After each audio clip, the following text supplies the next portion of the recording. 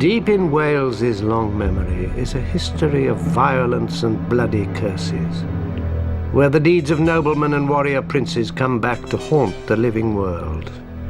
Acts of treachery and vengeance leave their stain within Wales's haunted castles, where wandering spirits of the night have become the castle ghosts of Wales.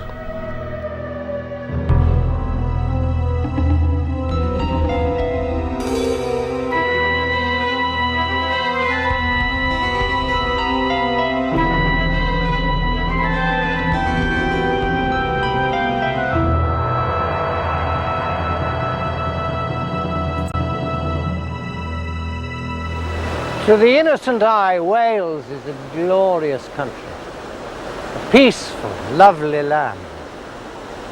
Prydferth mae Gymru, as the Welsh say in their ancient language. Beautiful is Wales. But things are not always what they seem. Look a little closer and you will find a darker side to this country, where you cannot always trust in appearances.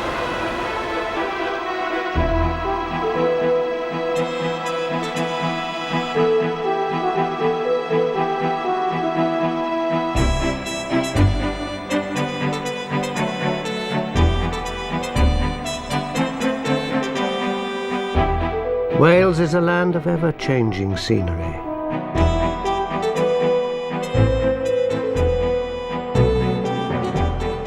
Stark, bare mountains give way to soft valleys that glisten under the rain. Water is everywhere in this rainy country.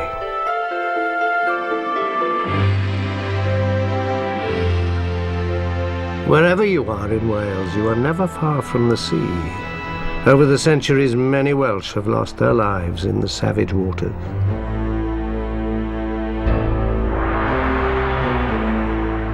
Each breaking wave is said to be the spirit of some poor drowned soul come back to haunt the living.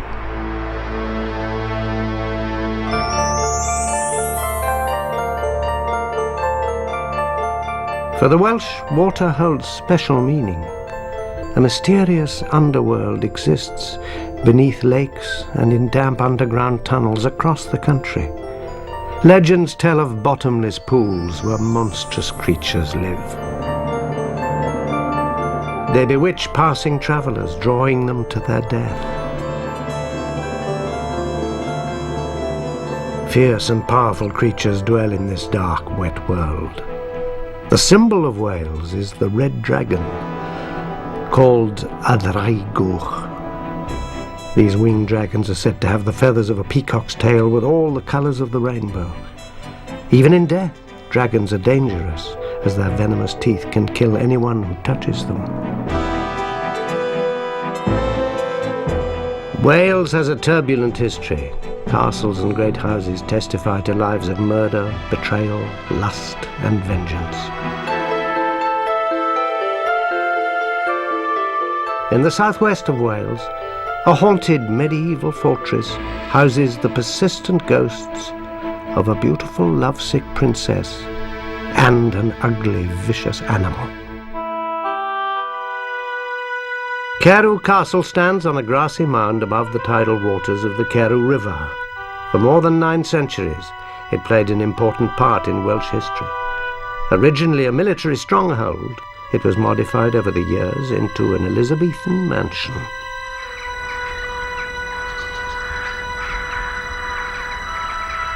Now an elegant ruin, Carew appears empty, but eerie, inhuman cries are often heard at the castle. And the figure of a woman dressed in white continues to haunt Carew's dark corridors.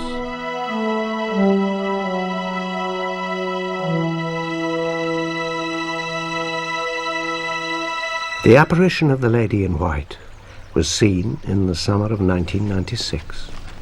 A local scientist, Angela Ferguson, was researching the activities of a bat colony at the castle.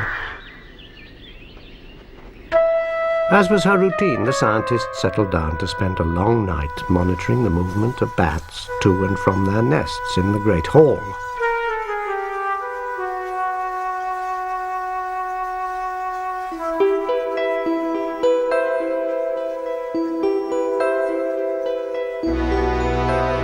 She had been working for several hours when she glimpsed a shape above her head. Through the half-light, she saw a white figure, a woman, walking silently towards a window high in the wall. It was as if the woman was floating in mid-air, gliding on a long-vanished floor. The figure then vanished through solid stone. Although shaken by the apparition, the scientist noted everything she witnessed. When local people heard the scientist's account of the otherworldly visitor, they knew the identity of the ghost. She was the lady in white, and her story belongs in the annals of Welsh history. Her name was Princess Nest, one of Wales's most vibrant characters. Nest first came to this castle as a young bride, but her restless ghost searches for a man who was not her husband. In the year 1100, Wales was still mainly ruled by Welsh princes.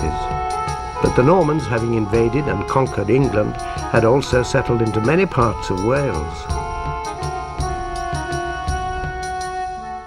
The young Princess Nest was given in political marriage to an Anglo-Norman, Gerald of Windsor.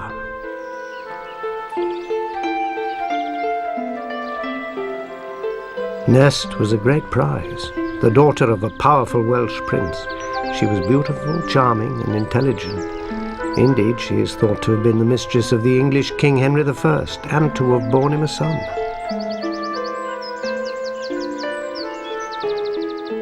As part of her dowry, Nest brought her husband Gerald lands at Carew. The castle was built to be their new home. Nest was a dutiful wife, and during her marriage she bore Gerald 5 children. But love intervened and changed her fate. In 1109, an event occurred that shocked all Wales.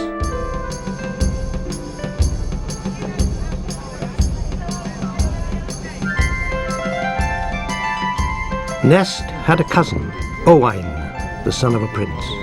Having not met since childhood, the two were brought together at a banquet.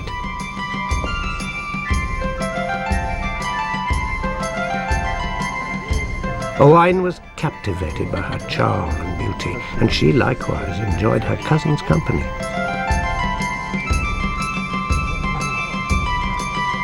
By the end of the night, the handsome, impulsive Owain determined to take her for his own.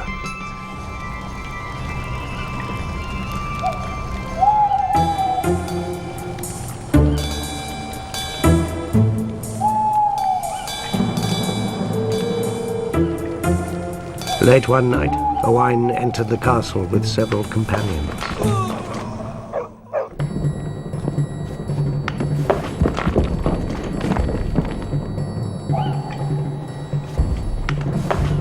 To cause a diversion, they set fire to another part of the castle and crept up to the room where Gerald and Nest lay sleeping. Gerald and Nest heard the commotion and feared it was an attempt to kill Gerald. Nest helped her husband to escape. When Owain entered the room, he found Nest alone and carried her away. The Welsh were scandalized by the fate of the abducted princess. They thought she had certainly been violently kidnapped and raped. The country was thrown into turmoil. But history records the princess was a willing prisoner. During her 2 years with the young Owain, she bore him 2 children. Their initial attraction had turned to love.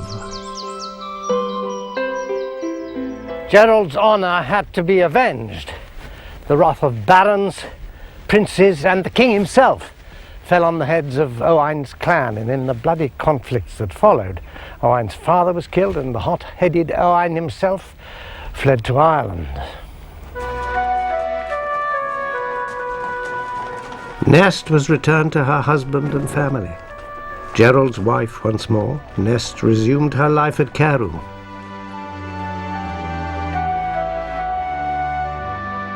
But Gerald was tormented, humiliated by Owain's deeds, troubled by his own cowardly escape from the castle. Gerald felt he was the object of ridicule. He bided his time until he could settle the score with Owain. This period of history saw many battles, and an uprising in South Wales in 1116 brought Gerald and Owain together as unlikely comrades in arms. It seemed as if the two men would put their past behind them, but Gerald's resentment soon caused blood to spill. Observing that Owain had gone out riding alone, Gerald seized the moment. He quietly summoned a group of his men and slipped out of the camp.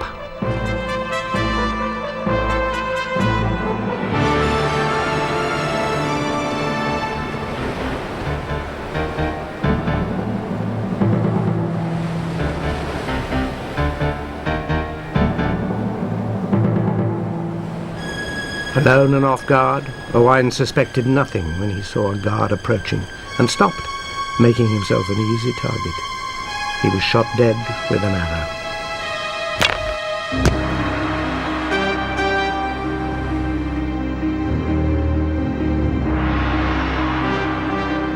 Gerald at long last had his revenge.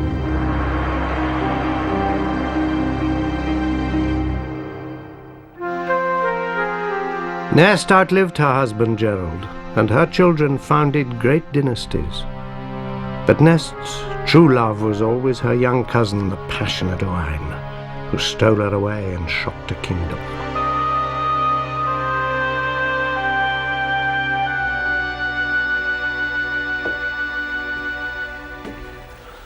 There is a theory that over time the intensity of an image slowly fades. A figure in a red dress dims to become a pinkish apparition, dwindling away to perhaps a sound only, a swish of fabric, and then no more than a presence, a sense of someone passing. Princess Nest lived at Carew 900 years ago, and yet her ghost is still recognizable.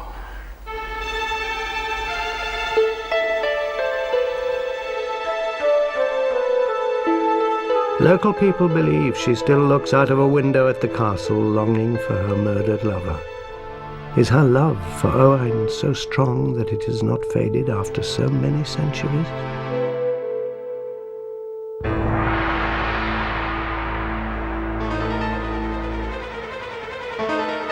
The lovelorn princess is not alone in haunting Carew. Even more disturbing are a pair of ghostly appearances that plague the castle. Heavy thudding footsteps have been heard. And at the windows a horrible sight has been seen. The shadowy, frightening face of an unusual pet named Satan. Its blood-curdling cries and a shrill, piercing whistle often fill the castle.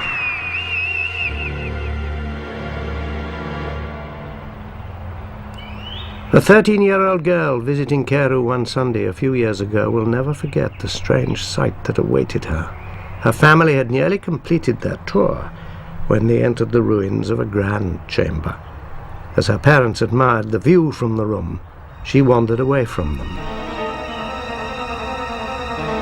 The girl felt herself drawn to the remains of an old fireplace. As she moved nearer, a monstrous image appeared. A monkey. Lips pulled back in a snarl.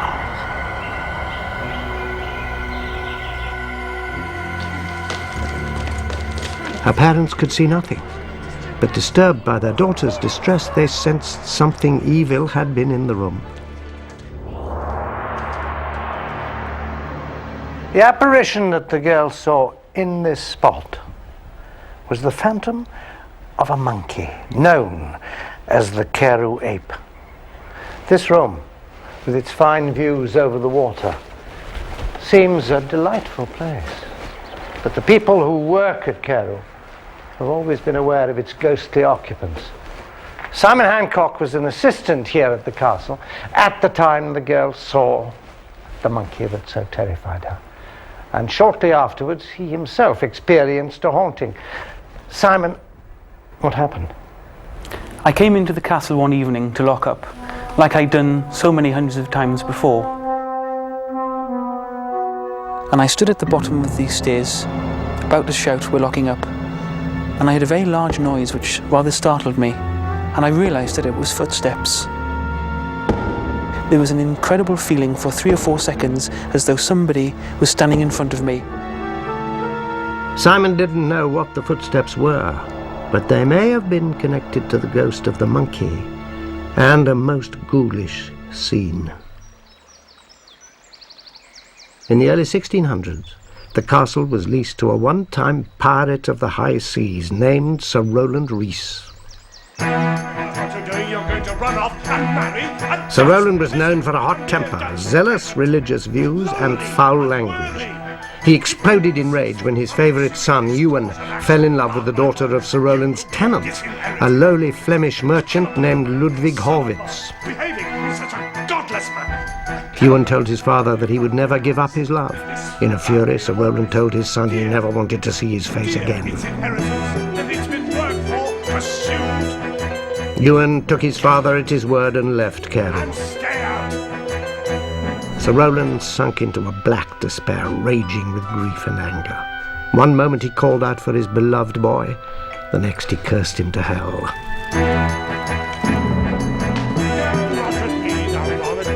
Sir Rowland often arranged banquets for his old captains and officers. The nights were filled with heavy drinking, and always there was a disturbing presence at the table, a monkey. Sir Rowland brought the strange foreign creature back from one of his sea voyages. He named the monkey Satan, and it became his closest companion.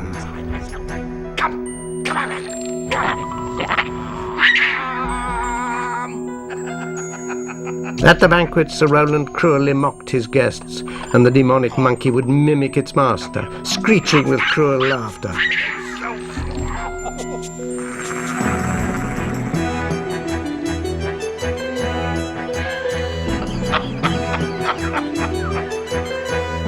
Soon no one came to the castle, knowing they would be the vicious entertainment at the strange dinner table.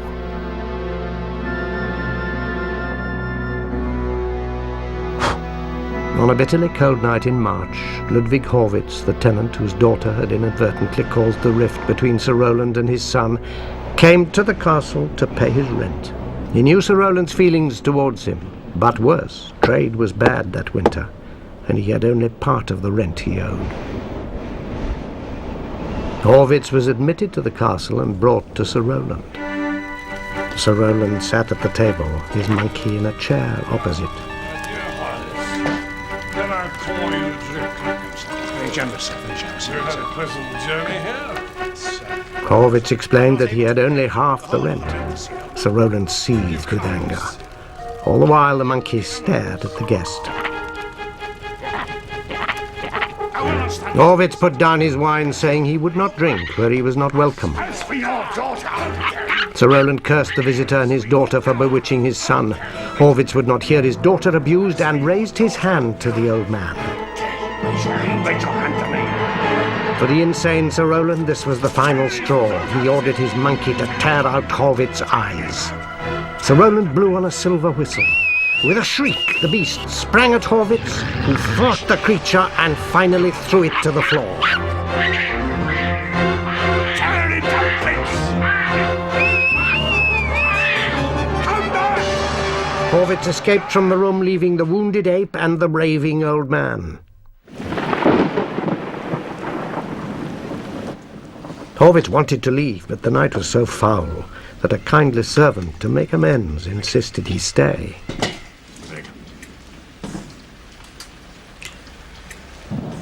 After a warm meal, their conversation was interrupted by the shrill sound of Sir Rowland's whistle. Then came a dreadful cry of pain and struggle, and through it all a peal of wild, demonic laughter that died away to a long, terrifying scream.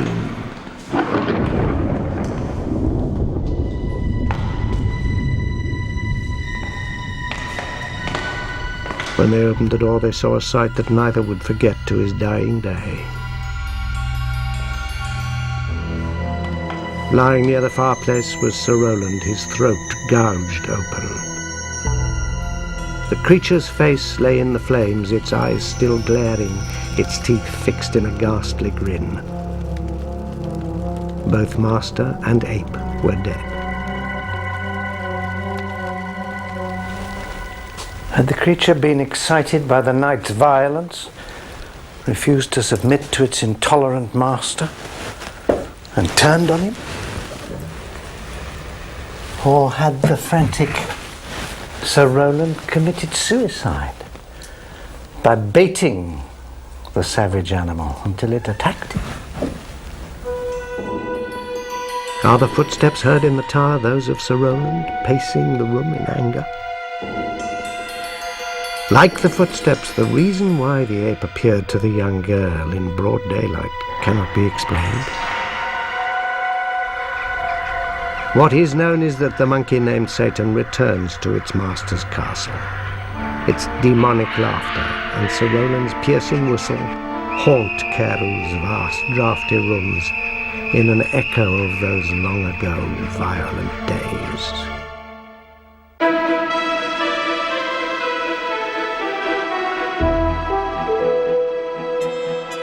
Across the mountains of North Wales, in another castle, a terrible secret has come back to haunt modern-day visitors.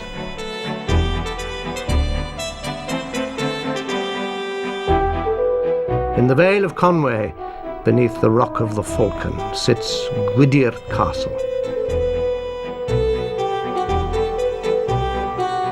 Originally home to one of the most significant families of North Wales, Gwydir is infamous for paranormal events and a wraith-like spectre centred on an area known as the Ghost Room.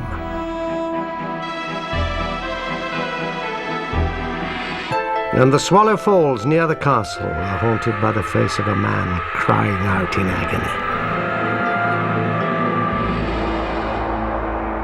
The name Gwydir is derived from the Welsh Gwydir, meaning field of blood, a reference to the horrific wars that took place here in the 7th century. Those battles are a distant memory, but so many mysteries are attached to the castle that the name is still appropriate today. But remind me who it was who designed it. For years, Peter and Judy Welford had watched the estate slip into disrepair.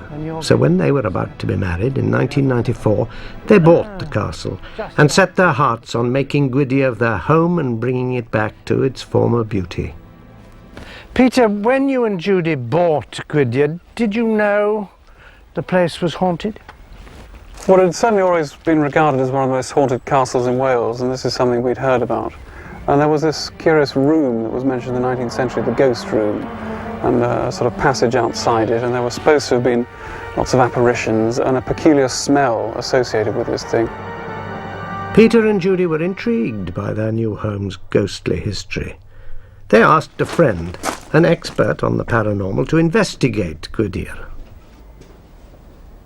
Their friend, Gary, came to Gwydir with his equipment and explored the castle. He became very interested in the ghost room and the passage outside it. He set up his equipment there.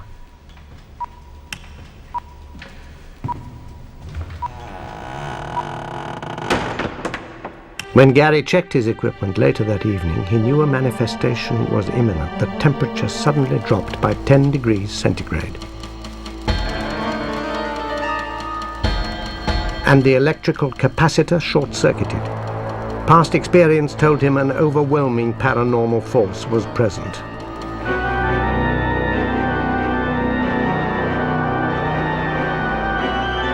It seemed as if Gary had unlocked Gwydir's ghosts, for shortly after his experience in the ghost room, the castle erupted with supernatural energies.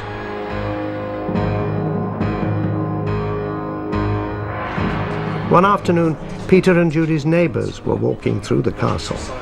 In the West Wing, in the passage just outside the ghost room, they both saw something that stopped them dead in their tracks. Floating near the floor, directly in their path, was a pinkish-purple, ethereal, glowing mound. It seemed to move slightly in front of them. At the same time, the couple was overwhelmed by a foul odor coming from the nearby recess, a vile smell of decay, of rotting flesh. The substance Peter and Judy's neighbours witnessed is known to investigators of the paranormal as ectoplasm. It can be liquid or solid and is usually faintly luminous. It is cold to the touch, sometimes even emerging from living people from their mouth or their eyes, or sometimes, as in this case, appearing as if from nowhere. A possible answer to these mysteries came when Peter and Judy opened the castle to visitors. The young couple on holiday were among a group of tourists. They wandered from room to room. Then the husband went on ahead of his wife. The visitor was a big, no-nonsense sort of man, not the kind of person one would imagine being susceptible to seeing a ghost. But he told a remarkable story. He was adamant that he had seen a man in old-fashioned clothes appear before him in the upper hall. The man had walked back and forth very confidently in front of the visitor. His presence had clearly been extremely disturbing. Fortunately, the visitor was able accurately to describe what he'd seen. The apparition wore a long cloak with an elaborate ruff at his neck, and he had a distinctive type of beard.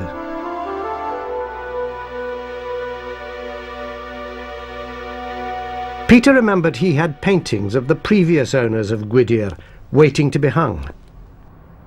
He looked through them and found a portrait of a man from the Tudor period who exactly fitted the description of the ghost.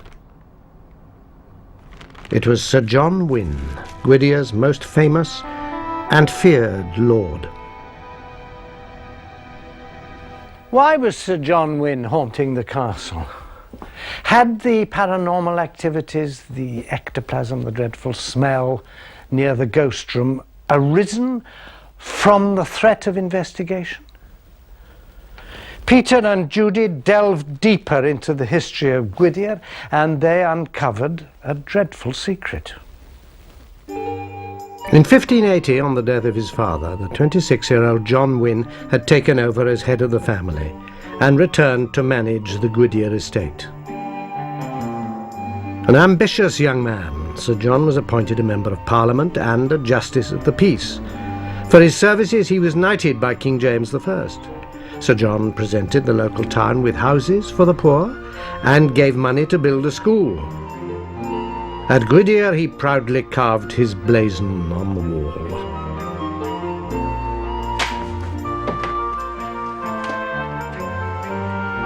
But Sir John's ambition turned into a lust for power and wealth. On his estate and in the local towns, the people grew to despise him. It was felt that Sir John was abusing his public office for private gain. He was bribing officials, evicting tenants unlawfully. Even families with young children he was terrorizing. He was described as aggressive, proud, and domineering, more to be dreaded than loved. In other words, he was a tyrant. However, Sir John's sins went much deeper.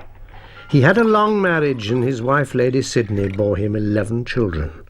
But like his benevolent public image, his role as a faithful husband was also a lie. Like many men of his position, Sir John wielded absolute power within his estate. If his amorous eye fell on one of his serving girls, they had little choice but to comply with his demands. Most girls succumbed and quietly slipped away when he tired of them. But for one serving girl, it ended in tragedy.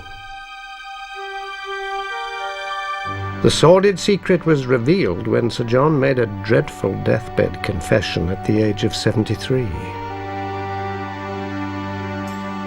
Sir John revealed that many years before he tried to seduce a young girl.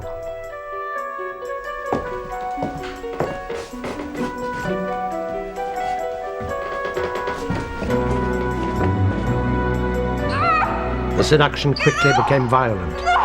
During the struggle, the poor serving girl's head struck the wall. In the end, the girl was dead. Compounding the murder, Sir John admitted he hastily buried her in a recess in the wall. He ordered workmen to brick up the opening and seal the body in for good.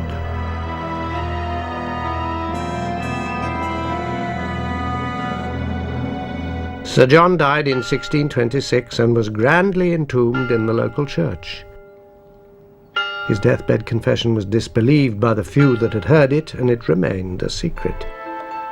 But the people of the Conway Valley by now felt a great hatred towards that tyrant. For them, Sir John's spirit would never find peace, however elaborate his earthly resting place. People came to believe Sir John's tormented soul was trapped forever in the local waterfall called the Swallow Falls, there to be punished, purged, spouted upon and purified for the foul deeds done in his days of nature. Many saw Sir John's anguished face through the cascading torrent, and threw rocks at his hated image as the crashing water mingled with his cries of pain. The castle owners, Peter and Judy, tried to uncover hard evidence about Sir John's murder confession. Then, during recent restoration work, they made a fascinating discovery. An inscription was found carved into a chimney. It shows the letters I-W and a heart, and then the letter I. I-W stands for Johannes Wynne, that is, Sir John Wynne. But there is no clue to what the single letter I stands for. Peter discovered the chimney was altered by Sir John at some point in the 1590s, when it is recorded that he undertook major building works. What's most disturbing is the place where Sir John was supposed to have entombed the girl's body is directly underneath that inscription, carved nearly 400 years ago. Does Sir John's presence still remain at Gwydir Castle? Does the tyrant's legacy of evil connect his ghostly appearances, the terrifying emergence of ectoplasm, and the foul smell coming from the recess near the ghost room? What does the inscription mean? It is as if murderer and victim are locked together within the castle, one desperately drawing attention to her resting place, the other, the tyrant, still seeking to assert his power. Peter and Judy felt that although they couldn't control Gwydir's ghosts, they at least knew what they were dealing with. Then, not long afterwards, the couple made another chilling discovery. Peter was down in the cellar clearing away some recent flood water. As he shone his flashlight across the surface, he saw several small floating objects. When he examined them in the light, he saw that they were small bones.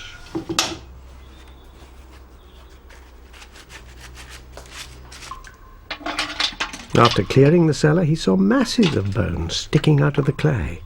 He collected about 200 in all, and then called the police. The bones were taken to a forensic laboratory, and it would be many weeks before Peter and Judy could find out their identity. Could the bones belong to the unfortunate serving girl? Or to another of Sir John's victims? Then another altogether more friendly soul took up residence at the castle. Judy, how many dogs have you got? Well, we've got 2 dogs, 2 fawn-coloured lurchers. The story really began when a neighbour came over for dinner and saw 3 dogs playing together outside in the garden, and it was quite uncanny.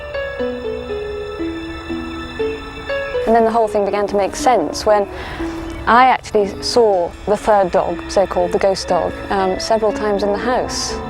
It was a solid dog. Eventually, the police gave Peter and Judy their forensic report. The bones, all 200 of them, were those of a large dog, centuries old. The couple instinctively felt that their phantom hound must be the dog in question.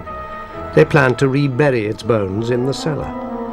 But the police, thinking the bones of no further interest, had already incinerated them.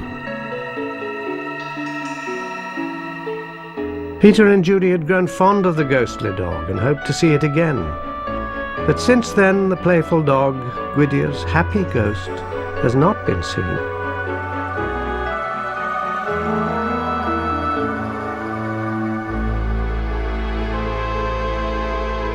Gwydyr Castle is busy with ghosts.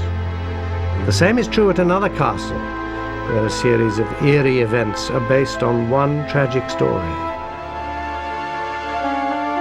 The castle lies in the south of Wales, in the lush Vale of Glamorgan.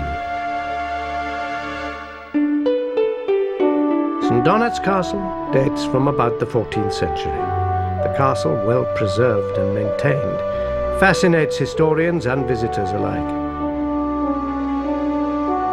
Now home to the College of the Atlantic, St Donat's is a centre for students from all over the world. But the castle cannot ignore its ghostly heritage, as one student discovered as recently as 1996. William McDowell has been a student at the college for the past 2 years. William, can you tell me exactly what happened to you that night here under the portcullis tower? Right, it was in November 1996. I'd been studying late in the castle. I shouldn't have been there, it was after lights out. I packed it in about 2 in the morning. I was coming through the inner courtyard, and as I came through the inner gatehouse, I looked towards the portcullis and I saw the figure of a man standing just here in the portcullis. And I thought it was a member of staff, so I hid back behind into the inner gatehouse. So I looked again, couldn't see anything. So I carried on through into the portcullis, looking around me, couldn't see anyone. And just as I was leaving right out the other end, I heard footsteps behind me. And then turned around and there wasn't anyone there. The only explanation I can think for it is that it might have been a ghost.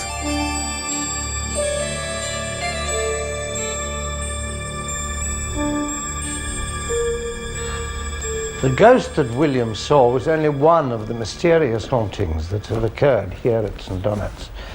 To discover their identity, we must look back over 100 years to the experience of one of the owners of the castle. In the 1860s, St Donat's was bought by Dr. Nicol Khan.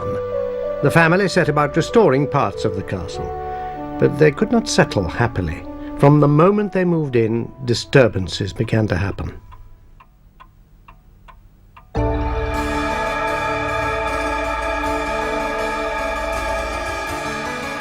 Day or night, the harpsichord in the drawing room suddenly began to play.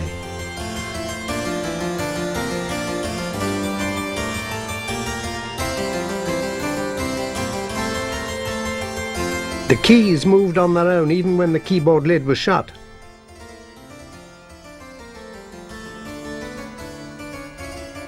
More upsetting was a repeated sighting in one of the castle bedrooms. Time and again, a bright light would appear in a corner of the room, waking the sleeping occupants. Then the light evolved into a terrifying image, a large, glaring eye. This unblinking eye filled the room until it slowly melted into the light. Then the light would suddenly extinguish. Dr. Khan's family tried uneasily to live with the castle's supernatural events. But something happened that made them realize the unquiet spirits at St Donat's could not be easily brushed aside.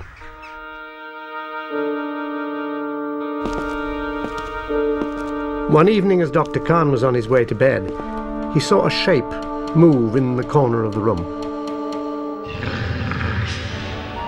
As he walked forward to investigate, a deep, evil growl came from the blackness.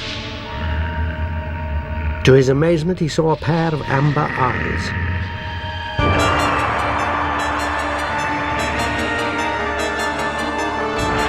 In fright, the doctor tried to retreat, but he was almost knocked over by a sudden blast of wind. He looked back to the amber eyes, but they had gone. Then he heard a rapping sound on the window. Looking out into the blustery night, he saw the outline of a woman. A shadowy hag stood in a long black cloak, beating against the window pane. She moved slowly away into the night. At her side was a black dog. Dr. Khan watched as they vanished into the air.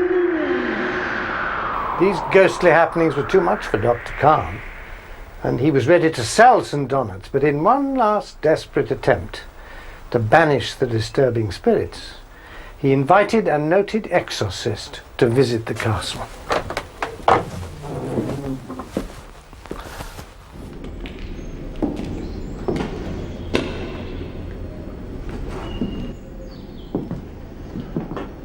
When the exorcist arrived, he quietly surveyed the castle and chose the bedroom haunted by the glaring eye.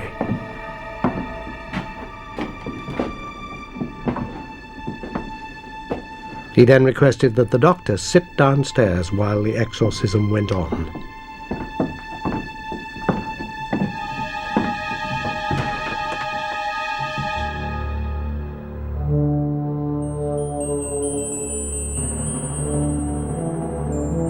The exorcist used no tools, holy water, or herbs.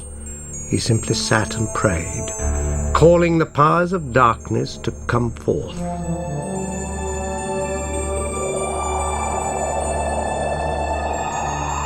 The supernatural beings awakened and the spiritual battle began. Bright light filled the room, and the disembodied, penetrating eye appeared. The sound of music rang in the exorcist's ears.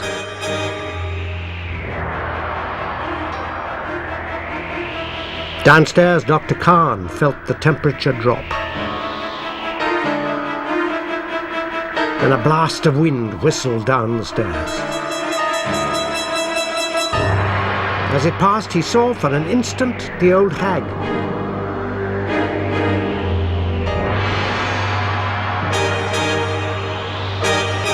The exorcist, drained and exhausted, came downstairs. He could not be sure that the spirits had left the castle, but he was sure that the paranormal events were linked to the famous Stradling family that had lived at St. Donat's for many years. What had happened in the Stradling family centuries ago that had resulted in the terrible hauntings? For over 400 years, St. Donat's Castle was the Stradling family home. They grew into a dynasty that was involved in the highest state affairs of Britain. With prosperous marriages, they fathered an unbroken line of male heirs to carry on the Stradling name and power. Young Sir Thomas Stradling inherited the castle in 1735.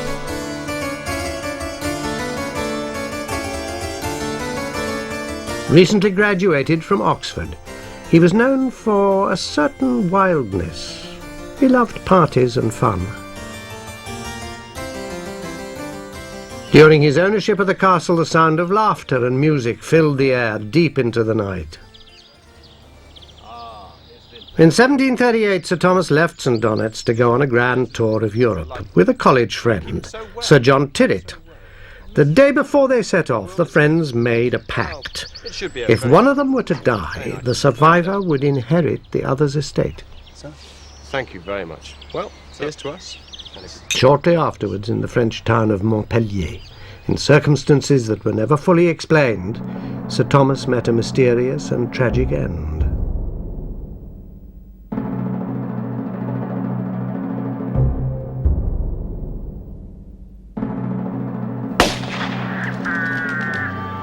Word from France hinted that the assailant was none other than Sir Thomas's best friend and travelling companion, Sir John Tyrwhitt.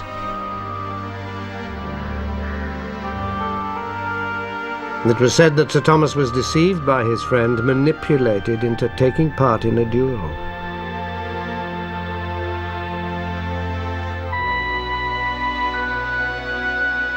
Sir Thomas, the last of the Stradling family line, was shot through the eye and killed. Dueling was a brutal custom, common at the time, and the Stradling family considered it a heinous sin.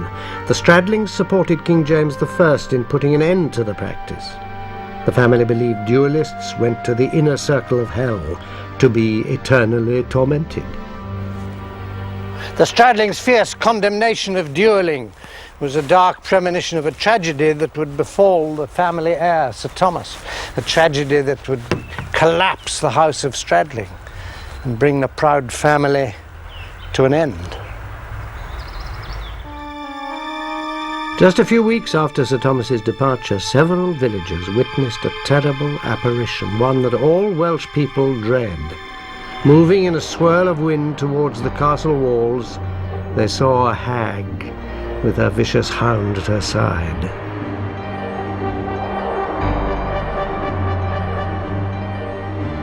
The hag, dressed in a long black coat, is an ancient Welsh legend. She is called Gwrach Rhibyn, the ghost of death. When she and her hound appear, the Welsh know someone has died.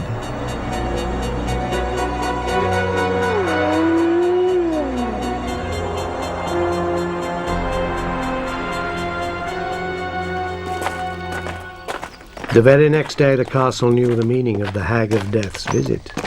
Having waved goodbye to their young master only a few weeks before, all at St. Donat's were in deep mourning as they awaited the return of his body.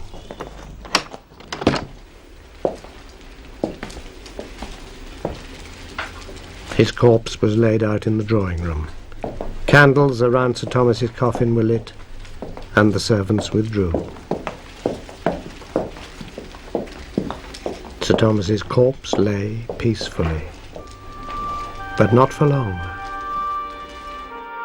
A gust of wind blew open a window, and one of the funeral drapes caught fire. Soon the whole coffin was ablaze, and as the flames licked upwards, the portraits of all the Stradling ancestors glowed bright red before burning to a cinder. Sir Thomas's young body was never given a proper funeral. The true circumstances of the fatal duel were still in question, but suspicion fell squarely on young Thomas's friend, Sir John Tyrwhitt, who stood to benefit from the death. A dispute over the ownership of the castle ensued, but in the end Sir John took possession of St. Donat's. Ironically, shortly afterwards he himself died, and the castle was sold. Never again would a Stradling inhabit St. Donat's. The young Sir Thomas had brought tragedy to the family, and after the fire, his body was never laid honourably to rest. For the next century, there was no resident lord. The castle was neglected and gradually became partly ruined. It was at this time that St. Donat's began to be haunted. Ghostly music filled the empty rooms, the echo of Sir Thomas's happy times at the castle. An apparition connected to his death, the glaring luminous eye, appeared in the room that was his bedroom, a constant reminder of his horrific wound. And the legendary Welsh hag, who was seen at the time of his death, appeared again at St. Donat's. The effect of Sir Thomas's death must have been so powerful that these spirits clung to the castle. But despite its ghostly reputation, the beauty of St. Donat's always attracted attention. In 1925, American newspaper magnate William Randolph Hearst bought the castle. St. Donat's benefited from Hearst's huge wealth. Repairs and alterations were carried out, and the rooms were filled with fine antiques. No more word of ghosts was heard. Until 1996, when the ghost of a man was seen within the castle walls. Was it Sir Thomas Stradling returning once more to his ancestral home? The Welsh have long memories, and many still believe the castle to be haunted.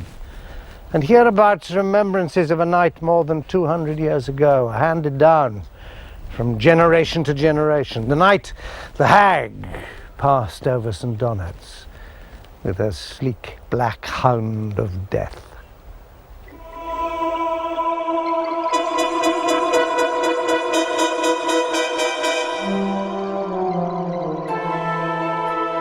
Omens of misfortune are not unusual in Wales. In valley or mountain, ancient beliefs still exist. And at the center of these beliefs are castles, each hiding its secrets. But sometimes, for a moment, they are revealed to us.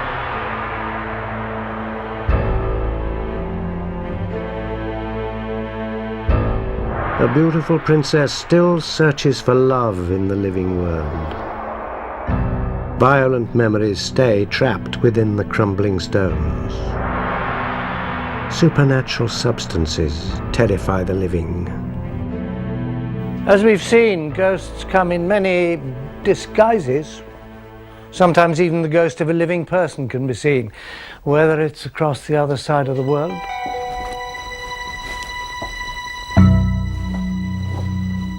or much nearer to home. Just goes to show, never trust appearances.